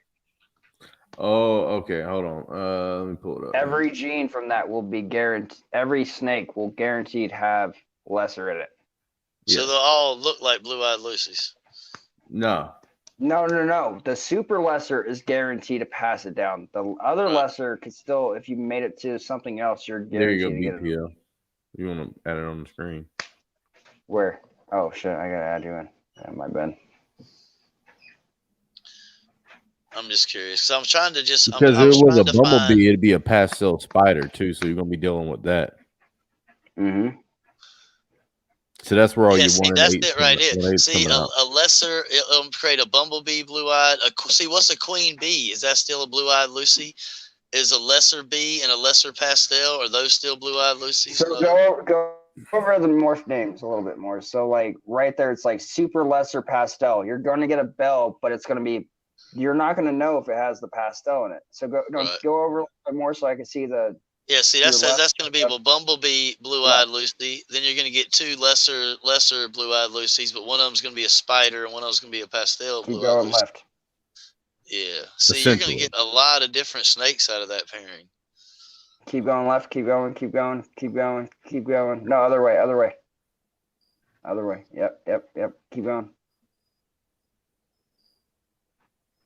Oh, can you go over just a hair to your right? No, other way. No. Sorry. Just a hair over. All right, so right Try to there. get So you got another blue-eyed Lucy. It's a super lesser, which is a Mojave with spider. You're not going to see the spider inside of the lesser. It's a blue-eyed Lucy. Yeah. So, Same so with the even if pastel, let's though. just say you hit one of those, and you're all. It's possible that it's pastel in there, or it could be, and I don't know. There's a lot that comes into play then. Yeah, that's yeah, I'm crazy just though. saying that's like eight different combinations could come out of that one pairing. That's all I'm saying. I would just think that would be good pairing But because you're going to have the potential for so many different offspring. But even you if you got 50% of them is supposed to be 50 like of them are still going to bells. be blue-eyed Lucy's. The blue-eyed Lucy. See, you're going to have one but bumblebee e- blue-eyed Lucy, two blue-eyed Lucy's, one spider, one pastel, and then but one blue-eyed Lucy that's the super lesser, just like the dad. so let's just say you hit the pastel and the spider and the super lesser. All you're gonna see is the lesser. That's all you're gonna get is the blue-eyed Lucy. You're not gonna know if the other genes are in there. Like even Ledka said that. Like it's Right. just. But you can still get queen bee. I'm not familiar with what that snake really looks like, or a lesser bee, or a lesser pastel. I mean, we can The find out. only way you'll be able to know is to grow it up and prove it out. Right. Because you don't want to sell something that it's not really there. If someone's like, "Oh, I really want a spider," but you got pastel instead. Right. Right. So this would be your queen bee right here. Oh yeah, see, that's a Wiz, pretty ass snake. he bought a super lesser male. Yeah, I've got a super lesser male on hold, Wiz, and I'm just trying to think what is a inexpensive Look at morph that I that. could pair with it that would give me multiple different a variety of offsprings, not just the same offspring. If you throw some inchy in there, it looks pretty dope. Yeah, that's a pretty freaking snake I too. like how that looks. But That's you won't really see it. But if it was underneath the Bell Leucistica complex, you're not going to see the inchy in it either. Yeah. But I'm telling you would have to put the inchy in later. Oh yeah. Yeah, see, I've still got them Would no inchy. longer be a Bell, but yeah. I I'm should just get talking him like for with the this next. queen bee though. The queen bee with the inchy in it. Oh yeah. Yeah, see, I like that. Okay, Yeah, I mean that's just because I've seen some of those. I've seen a couple of those lesser bumblebees that were just pretty cheap, and I thought, well, if they would make some pretty cool offspring, then maybe I'll try that out. What's up, Flexing Pythons? Is in the chat. Flexing the pythons. So also Doug, and also Solo. I can't flex the pythons. I ain't gonna lie. I don't go to the gym. I can flex the corn snakes. Get like a GHI inchy female for him.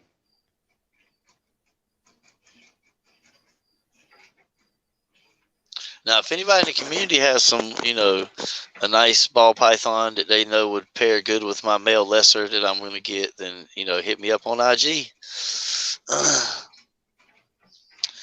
So, okay. What's up, Casey? Is my chat stuck? Yeah, I'm not seeing nothing on the chat on my screen either. Okay, there we go. It's taking a second for it to load up. KNC Solo Butterfly. What's up? I'll be right back. I'm going to grab my little baby crested gecko that just hatched out so you guys can see this thing. Hold up. I was still checking on the mice, man. I don't know, BPL. I got two that are about to pop right now. Let me borrow one. I wish I could. All right. Oh, my puppy decided she wanted to get some camera time. Did you want to get some camera time, sweetie? Oh, you're jealous of all the other animals getting attention and not you, ain't you, baby girl? He's such a good dog. Man, she is the sweetest dog in the world, dude. She is so good.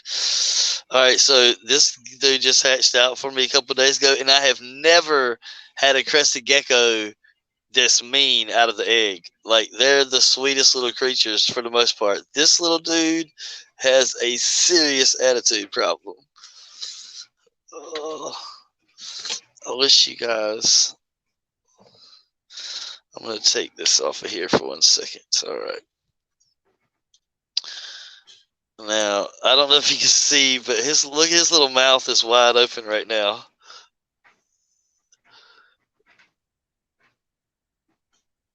Like, he is so mad at the world.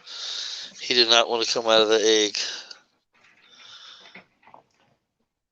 Oh, he's such a jumpy little dude. Wiz, I don't breed mice either. I breed rats. I was Wiz breeding mice though. Look at this guy with his mouth wide open. Dude, that is...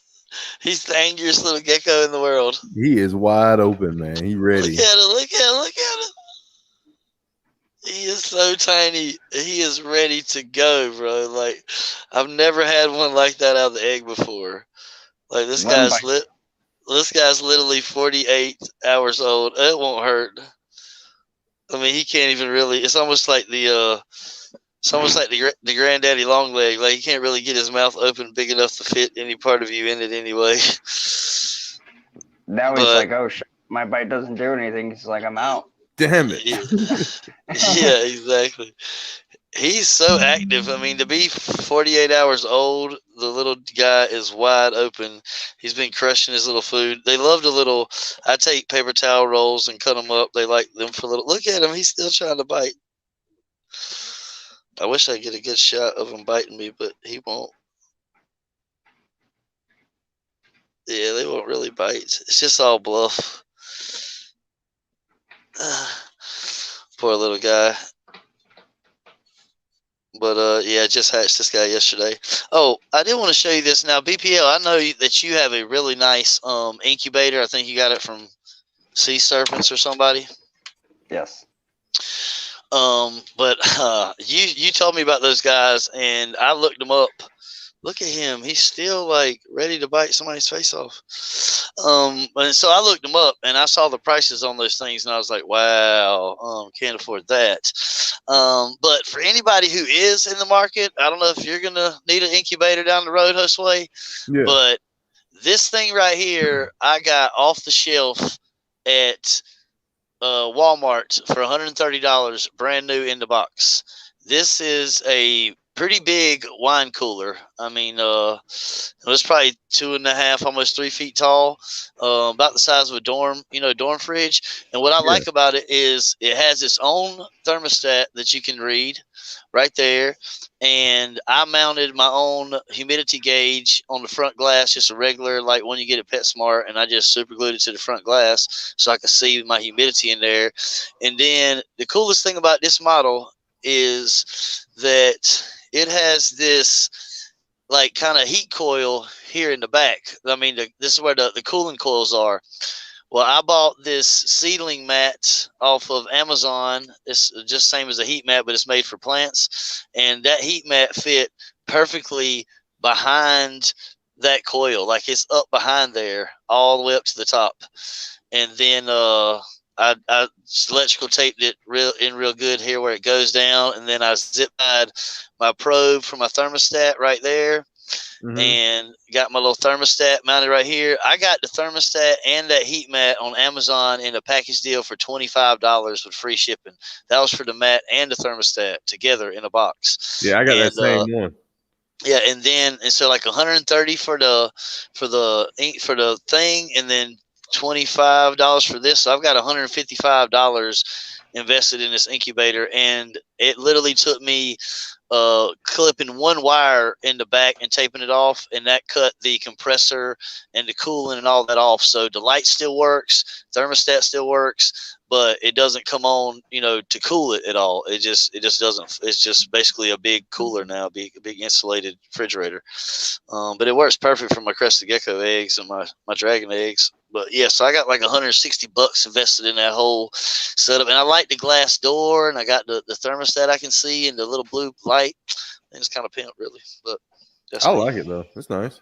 For sure. I mean, for what I've got invested, it's not nearly as nice as what BPL's got, but I just couldn't afford that.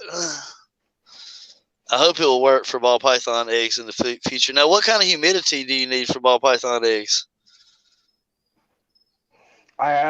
See, I don't know about the outside. I know as the inside, I just went with how I was told from my Animal House and Iron Dog and a few other people, and So do you do the water with the seal on top, the pressing seal? yeah.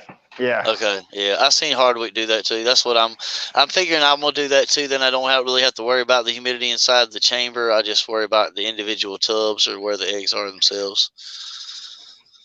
That's a real good But idea, though. Will, I like that, man. I'm about to get that. You say you got it from Walmart? Walmart, right off the shelf, $130. I mean, with tax, I think I paid 138 or 141, something like that. But still, and what's cool is that it's really easy when you tip it over or tilt it over on the back. It's really easy to see where the wire is. That's the main power wire, and it's really easy to tell what the wire is that's going to the compressor and the motor fan and stuff.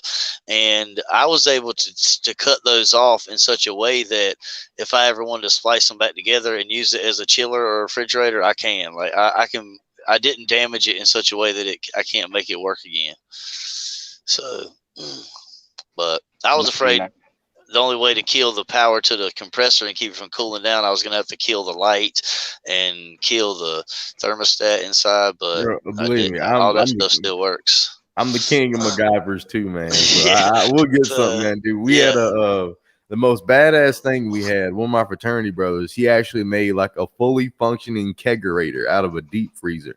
Oh, that's pimp. Like it had you would take the keg and you open up the deep freezer, put the keg inside, and it had the tap, the beer tap that you put down on top of it. And then it had the tap coming out the top of it where you can just pull the handle, let the beer out. But on top of that, we had an internal thermostat. We had a thermostat wired up to the actual refrigerator itself for it, and I think it used and then also what was the other thing we had in there? It had a CO2 tank that you had to change out and reconnect a new one on there every once in a while because it would keep it carbonated as it pumped up through the thing. Oh, that's high tech right there. Bro, I was like, what the fuck? Oh, you dropped it off at the house. He was like, here. This would be perfect for parties. Yeah, that's serious. Yeah. Needless to say. Good times. Damn, it was a good time. Drunk a lot of beer. So what's up, go ahead. No, my bad. I still can't. I don't know what happened with the chat because I can't see the chat on my screen anymore. How often do you get your ball pythons out, Josue? At least once a week, maybe once or twice a week. Because I mean, I hold the boa just about every single day, whenever he's not eating and stuff. And then the ball pythons, I take them out at least once a week because I clean the cages out, and I take them out, let them just worm around my room, and then while I'm cleaning cages, and then I'll pick them up, take them, put them back in there. See, that's one thing. I need to let mine out of their cages more, but I'm afraid to if I turn my back, they'll be climbing in a lizard tank trying to eat a lizard or something. Hell yeah. And then what else? Who else do I normally take out? Like I play with the milk snake like at least once a week. I go check on him, make sure he's doing all right. And then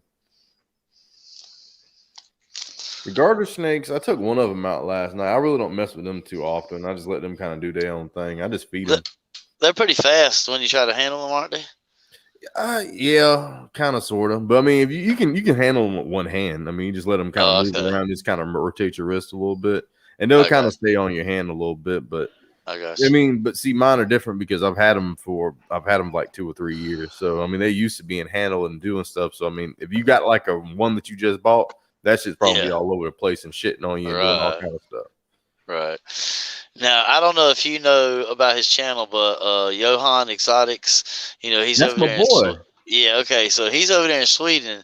Yeah. And, so he has, I can go ahead and announce this because we've locked it in. But so he's going to be on my channel. I'm going to do a live stream with him on Sunday afternoon. I think at 5 o'clock our time, which is like 12 or 1 o'clock in the morning at his time. But it's going to be on the 25th or the 27th. I can't remember, but it's that Sunday. And it's already locked in. I'm still working on the thumbnail, he has, you're not going to want to miss that stream because he has one of those San Francisco garter snakes because they're legal where he lives. Sorry. I think those red and blue San Francisco Dude, garter I snakes, want one. they're the prettiest ones I've ever seen, and I he think has a beautiful one because that's crazy that they can have them legally where he's at. I want to say, bro, I think they maybe 1,200 for a pair of them. Yeah. But I just think that's funny that you can't own them anywhere in the United States because they're considered endangered, but you can own them in other countries. See, now, if you get a conditional species permit and like or something Yeah. like that, like you have like a business license for like breeding animals and things that you want to like to be doing stuff like that, they'll let you have them for breeding purposes because that way they can repopulate the wild. Yeah. But if you're not doing that, then you can't just have one. But those check out the Oregon garter snakes. Yeah, and I've seen the Oregon ones too. They're incredible too. They still $400 for a snake that's 2 inches freaking long. Yeah, they're high dollar. See, I gotta do more cut up worms. Yeah, cut up worms. So I gotta do more research about what's in my area because I've just had interaction with the same fish and wildlife guy, and I tried to question him about is there any hoops that I can jump through or systems that I can apply for where I can get a permit for certain animals or species for educational purposes and or for rescue reasons, and he told me no. But then I just had a guy buy an enclosure from me a couple of days ago, and I asked him what is the enclosure for, and he told me Gila monsters, and I was like, bro, you can't own monsters. Yeah, I said, bro, you can't own Gila monsters in Guilford County where we live. Like you can in North Carolina, but you can't own them in this county. And he said, well, I can because I have an endangered species, a venomous and endangered species educational permit. And I was like, what are you talking about? Because I just asked the fish and game guy, and he told me that I couldn't do nothing like that. There was no permits like that in North Carolina. And he was like, well, the guy's full of shit because I got it right here. And he showed me out of his wallet. It was from North Carolina Fish and Wildlife, and it had his permit to have endangered species and venomous species. And I was like, they're not even supposed to have that in North Carolina. Will, like another thing, you ever seen the movie Waterboy? Yeah. Now, as in the words of Coach Klein, what mama don't know won't hurt. Right. That's exactly right. See, I'm worried that this fishing game dude, he done got my address. He's done knocked on my door before, so. Yeah. See, you different. I stay low key with mine. I stay low key. See, because I'm registering. I tried to register because I had started out having a reptile rescue, and I tried to register as a 501c so that I could start doing fundraising and stuff, and then trying to take in more animals and branch it out. But I guess the government is so far behind because of all the pandemic. My paperwork's literally been in the same spot forever, so I wasn't like really able to do that. But that guy, he came out to inspect my reptile room because it was part of the process. So I had to get him to come out here, and that's like I told you before. That's when he took my damn anole and told me I couldn't have my anole because it was an invasive species. Yeah, and that's why I can't say it because we're not technically supposed to have garter snakes here, which I don't know how they sent them to me if I wasn't supposed to have them, but because I did order them online. So I mean, most places they check your local state guidelines and stuff like that before they send out animals. But technically, they're northern garter snakes. They're not eastern garter snakes. I don't know if that makes a difference. So I don't know. Yeah, that's the only. I know some people that they know that certain breeders, especially reputable places, won't ship to you if they know an animal's illegal in your area. So they just go to another state and go and buy it at a reptile show and then just bring it back themselves. Yeah, because like we can't have corn snakes. One of the most common pets in the pet trade, and we can't have them because they live here naturally. Yeah, that is weird because every pet smart in my town got corn snakes every time I go in there. Yeah, can't have them in Georgia. That's crazy. Can you have you can have a cottonmouth though, or a water moccasin, can't you? Yeah, or copperhead. Perfectly legal. Yeah, so you can't have that shit. It's crazy, man. Oh, now I would like to know y'all's opinion about this because y'all both have YouTube channels. Now, one of the things I've been thinking about to try to create more content for my channel is there's quite a few reptile stores in my state that most people that don't live in that area don't even know exist. I mean, there's like a really nice one in Charlotte called Cold Blooded and Bizarre, and they go to some of the Repticons. But if you don't live in Charlotte, you never even know that store exists. And like they sell stuff on Morph Market and stuff, but there's like probably 10 or 11 really nice high end pet stores in North Carolina that are not that far away from me. And I've been thinking about going and doing, like, I reached out to Cold Blooded and Bizarre, and they said they'd love to. And so I'm thinking about starting to do that on my channel, like doing videos of reptile stores in the area and showed all the animals that they have.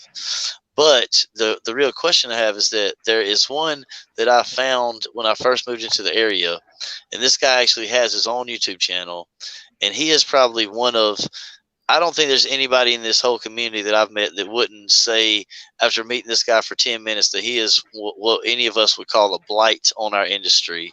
He is a terrible, terrible keeper. He has a little small hole in the wall reptile store in Kernersville. It's right up the road from me, but all of his enclosures are always nasty and dirty. As soon as you walk in the door of his store, all you smell is freaking feces and dirt and crap. I mean, it reeks when you walk in the door. He has this huge sulcata tortoise that he lets people pay like $2 to hand feed.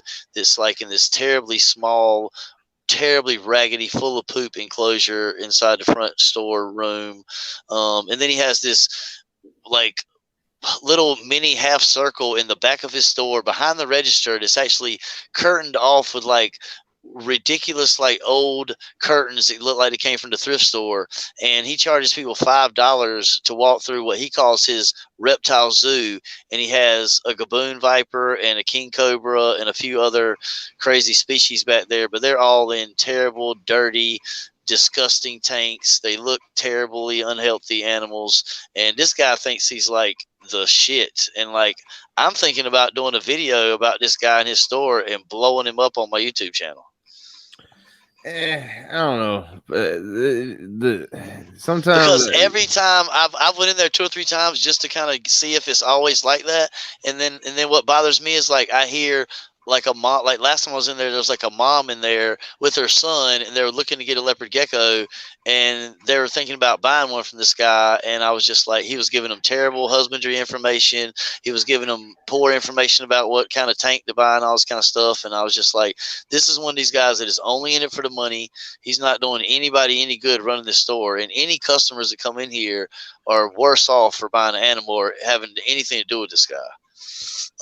I mean, I feel you on that, but it's not worth it because like the negative publicity that you could possibly get from all that, it ain't worth it. No, see, you don't think it'd be a good idea. Yeah.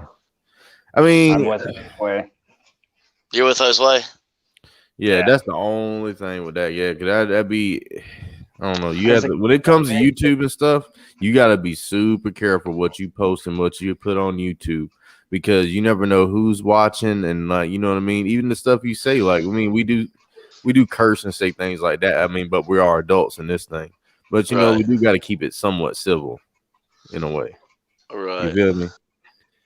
Because right now, yeah, we're live, but that doesn't mean 5-6 years down the road, you know, some kid sees this shit or stuff, you know, and. Right. Well, now I wasn't. Now, let me say this though. Now, I wasn't gonna make a video where I was like, you know, look at this guy and just like dog him out and completely trash him. I was gonna make it more like a, you know, I was gonna do it more like a let me go in here. Oh, let me kill this echo. I was gonna do it more like, you know, let me go in here and film it as kind of like a third party perspective, and then kind of present it as, hey, let me know in the comments, guys, what you think about this guy and how he runs his store, and if you think he's somebody that people should be going to buy their animals from, and just kind of present it like, here's this guy's store, not like this is what this guy's doing wrong or this guy's terrible, don't go there, but like, this is what's out there, you guys. This is what I see sometimes. What do you guys think about people that run stores like this? That could still backfire on you. Yeah, because like J&G said, he said you better watch out, because it could dance the fine line of what might be deemed as defamation. You know, that's a lawsuit. That's a suable offense. Yeah. So you don't Yeah, want and to I catch see no what charges. Well, not KNC. charges. You catch no fines at least. Yeah, yeah, and I see what KNC's saying too. But it's crazy in North Carolina. They don't have anybody that goes around and there's literally not any requirements. Like, because I've checked into it. Like, if I was to open my own pet store right up the road here in the shopping center where they have an empty little strip mall, little spots, there's literally no requirements. I don't have to tell Fish and Game. I don't have to tell anybody that I'm about to open a store and sell live animals. Nobody has to come in my store and verify my enclosures and my husbandry. Nothing like that in North Carolina. And that's why the pet stores in North Carolina, especially our Petcos and PetSmarts, are notorious for selling people animals that have parasites and diseases and die 3 or 4 months later.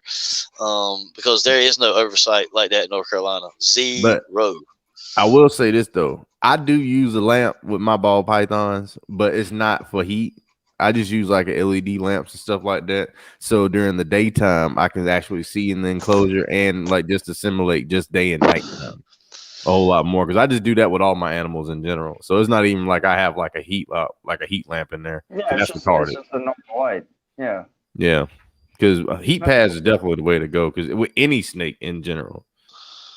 Yeah, I used to have my ball python, my first one, in a 40-gallon tank with a UVB light and everything, and then everybody was like, "Dude, what are you doing, man? You're hurting that snake. They hate that damn light. Get that light off your snake." Like, I got blown up on a couple of my videos on my channel by having light on my ball python. Cause it's like, I don't know. I feel like it helps them to regulate their day and night cycles a little bit more. Cause like I said, they come out like he's out probably roaming around his cage right now doing like whatever the fuck he's doing. But during the daytime when the light's on, he's in that hide like tucked under just looking. Yeah. See, I'm torn because now I got the 2 ball pythons in a tub. When I had one before, I had her in a 40-gallon glass tank, and I had the back and the sides closed off, but the front was open. She had a tree in there, and she had a cave on the hot spot right over her heat mat. But she would come out of her cave and climb on that tree and climb in her water bowl. And I feel like my ones in the tubs, they just sit on their heat mat all the time in one spot. They don't do shit. And I like to do like weird things, like whenever I do like enclosure builds, like stuff people normally don't do, like. Say like with my boa enclosure, I don't know if you guys seen it, but some of the videos I got like the hide built into the actual. I seen that. ground. I like how you got that. Yeah. And I was thinking like for ball pythons, since they live in like a burrow type deal, I was gonna like fill up a side of the enclosure and then like put that same that hide like down there at the bottom and just fill it on top of it and like make it down like a hole down in there they can go down into. Yeah. But then like I said, I'll never see him again. So yeah, that's true. And then I have to dig all that shit out and then put it back and then. But I don't know. I like it. It's something to do. See, and I always worry with the heat mat and the substrate, how thick the substrate is, how much the heat mat's getting through. And that'll be the side that had the heat mat. Yeah, so. That'll be the side with the heat mat, the one I'll dig out and make that burrow down in, and I'll put it down in there. I feel like in the tub with kind of like the BPL style, like one of my tubs, Thor, he just has like a cabinet liner type of a material in the bottom, which is easy to clean. He can get grip on it if he wants to move around, and it's super like kind of sterile. The female, she still has substrate, but she's already pissed and crapped in there a few times, and like now it's starting to smell like urate. And I'm thinking I'm about to take the substrate out and give her just a plain clean liner that I can change out and keep cleaner. Yeah, because if you're gonna be doing breeding. That's the way. Yeah, I'm gonna breed them too, so I don't really want that substrate in there. Finally, everybody is officially now just on bounty. Yeah, I was gonna go with the towels or like a shop towel, but I saw this other YouTube guy and he uses like the cabinet liner stuff, the stuff that doesn't have holes, it's kind of like solid but rubbery, and I can just roll that stuff up and rinse it off in the sink in hot water and put it right back in the tub. It works really good. I'm a substrate person. I like having the ground in there. But like if I was to breed, I'm definitely gonna get me a rack system. Fuck that. I ain't gonna be doing all that shit. Oh, I'm fixing to build me a nice rack. Is that damn taking the fucking tank lids off? Because I got tank locks on all the corners of the lids and stuff. I gotta take all that shit off, and I gotta pull the lid off and find the snake and nah. Yeah. I'm about to build me a for a big rack out of PVC for 10 70-quart tubs. But I'm finna move some stuff around though coming up soon. Like if I'm finna be herping like pretty hard for the next probably week or so. See if I can come up with and find something. But we'll see because I got one enclosure that's free right now and I need to put something in it. Ball python. I need something venomous. And I want because I've been Venom one. Well, my boy Venom, he was saying like if I can find him at Eastern, I'll trade him. He'll come all the way down here, pick it up, and we'll trade and he'll give me a copperhead. But then I can still be looking for me another one if I either come across a timber or something like that. I'll get that too, or either like a copperhead. Now, Wiz just says something in the chat that I'm curious about because he says he uses cocoa, and I'm assuming he's talking like eco earth, like cocoa fiber. Cocoa blocks is different. Oh, okay. Yeah, now, what kind of substrate is that? It's not like a really loose like dirt? It's like chunks. Yeah. Okay. Yeah, imagine like that cypress mulch, but cut in cubes. Oh, so it's that more like chunky looking stuff. Yeah, it's like hard chunky, mulch. Like you ever seen that Reptile bark? Yep, I know. Like kind of like Reptile bark. I thought he was talking about like cocoa core, like eco earth, because that's some good shit. It's made out of coconut husk though. It's some good shit though. Because I was thinking about using that one time when I first got my first ball python, and somebody was like, "No, please don't use that. It'll get all in their pits and fuck them all up. Don't do that. Don't use eco earth." I'm glad he told me. That shit right there is like I don't even really like using that shit for frogs. It's too fine. Like, see, they have this stuff I've seen all the guys lately at the shows use, and it's a white, and it looks like little tiny white tiles. And the guy that I bought my Inchy het clown het albino, he was using it, and a lot of the big nicer breeders had it in their little acrylic tanks. And the guy told me it was called Aqua Dry, but I've looked all over the internet and I can't find it nowhere. And he said it's like it absorbs water and then it like wicks it back out. It will never rot. It will never go bad. Like it's like lifetime substrate. I've been looking, Venom. I've been trying to find you one, man. I went to one spot yesterday, didn't find anything, but now we got a freaking hurricane, so I can't really. He said, "I'll give 2 copperheads for 1 Eastern Hostway." So I'm gonna go to the other spot we talked about on the other live, and I'm gonna go check it out. Damn. What's up, Venom? Well, that's cool because my ASF guy, he actually sells Cocoa Block, and he had that on his ad. I just didn't know what it was. Yeah, go check that shit out, bro. That's some good shit. Like, for real. I'll be using it if I had a supplier, but I like using the cypress mulch. It works better for the plants. Cypress mulch and dirt topsoil. I don't know what I was thinking about getting 1 female and 1 male ASF. I need like 3 or 4 females. Yeah, because I get like all natural topsoil. See, I bought some natural topsoil one time at Lowe's or somewhere, and then when I got home and got out the bag and went to mix it up with some other stuff, it was like full of like almost big ass chunks of bark and stuff, like pieces of wood in there, and I was like, oh hell no, I don't want this in my shit. Yeah, because I gotta keep like this damn red-eyed tree frog. He likes to keep shit pretty moist, so I got like moss on top of like eco earth and all kind of shit. Man. You ever had mushrooms grow in your frog tank? Hell no. Yeah, I had some just straight sprout up in my frog tank. I turned into a gecko tank, and then I had mushrooms just straight sprout out of the. I mean, it was straight up Thrive Eco Earth stuff I bought from PetSmart, and that's crazy. Mushrooms just started somewhere in there.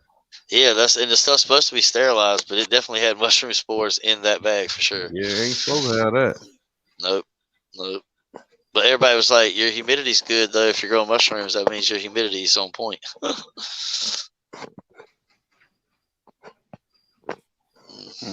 Pay attention to the chat. Moist. He said moist. Oh, you did say moist. That's Jose's favorite word. Venom said moist is a positive word. Shit, I gotta plug up the laptop.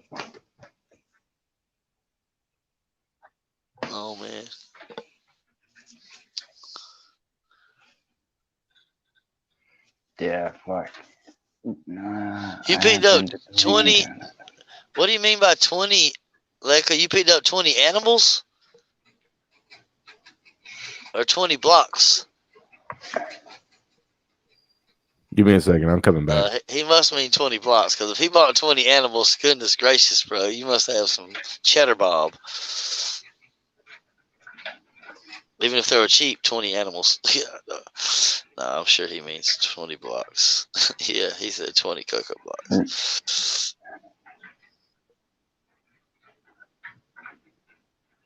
Oh yeah.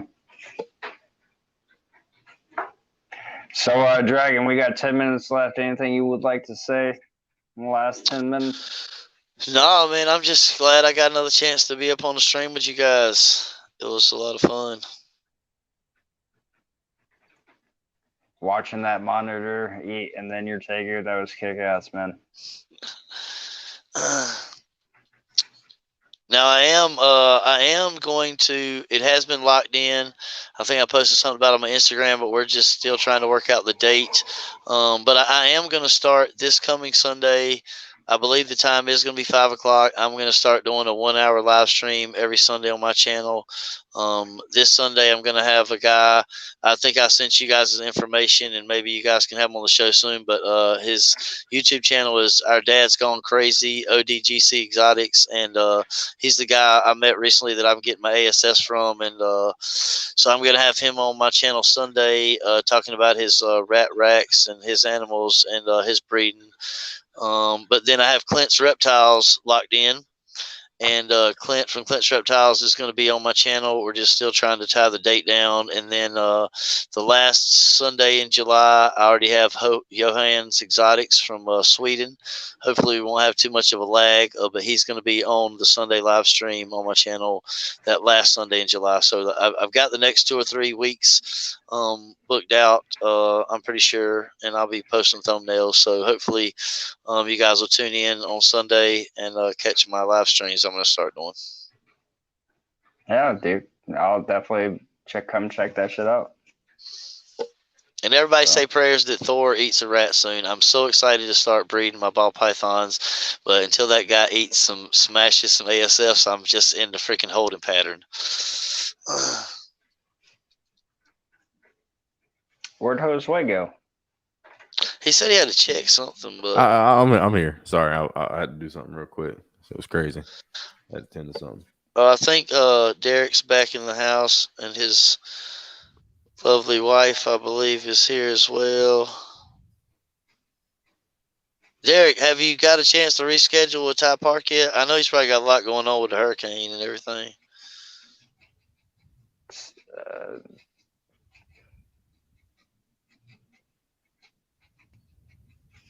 He said Derek pouted for 3 days. I couldn't take it no more, so I hit J&G up about it. I'm dead. He said, "Lies, woman." That's so funny. Yeah, he said next week. That's awesome. So who's getting the copperhead? Super lying. Is that you, Josue? You getting the copperhead? I'm trying. I mean, I'm a Derek getting one too. I'm still been trying to find one, man. Oh, okay. Because I don't know, like the rattlesnakes are cool, but I want something more like more viperish. Like, you know what I mean? I never heard anybody say that. Super lion. Yeah, more viperish. I feel you. Yeah, like they're a little bit different of a snake, like compared you ever to like turned into the eyelash vipers? If you like the small one, like the pygmy, you can get your eyelash viper. You can't have it, man. Oh, you can't have that one. Oh, you can only have native. That's right. Yeah. Casey said couch tonight. They're funny. No, it's been a great show, guys. Glad y'all had me. I had fun. For sure, for sure. Oh yeah.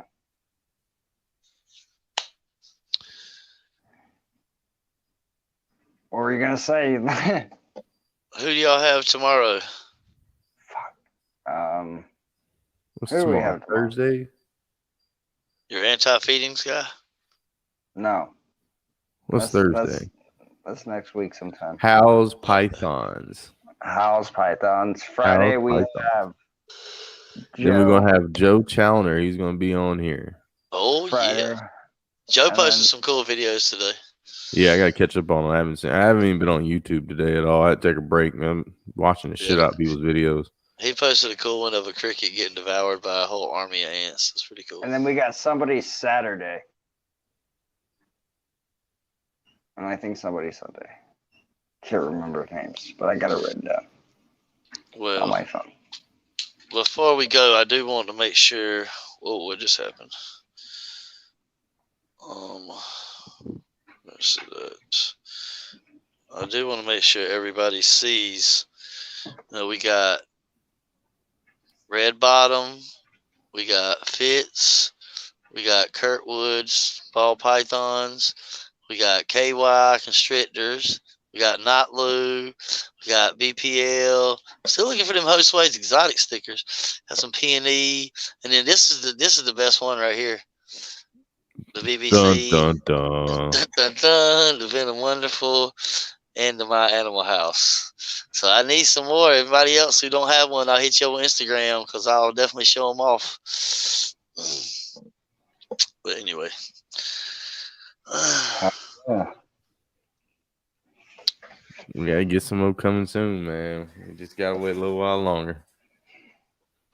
Yeah, I'm looking for them Hostways Exotic stickers. I know Iron Dog's about to send me some too. I know DG just, his wife just made him a kick-ass logo, so I know he'll have some stickers soon. I've got some stickers coming soon, so be sharing them out. I need one of them cool Celtic Balls stickers too. I haven't seen them in the chat lately. You guys know what's going on with them guys? Yeah, speaking of that, I gotta go check them out. Because I had just noticed last night that I haven't seen them in the chat in a few days. They might have a lot going on. I know they just picked up some new animals and they got a lot of breeding going on, but I just noticed I hadn't seen them lately. Well, all right. Well, you guys ready to sign off? Yep. Jose, if you want to say anything before we call it a night. Yeah, we appreciate you guys for coming on by and hanging out with us on the P&E show. I mean, we love doing it every single night, hanging out with all these different reptiles, talking different things, learning different things, and just doing our thing here on the P&E show, man, you know. But we really appreciate you coming up here, Dragon Whisper, and appreciate everybody in the chat. And that's all I got to say. All right. Well, you guys heard it. Oh, by the way, go subscribe to Hostways Exotics because tomorrow's show's on his channel.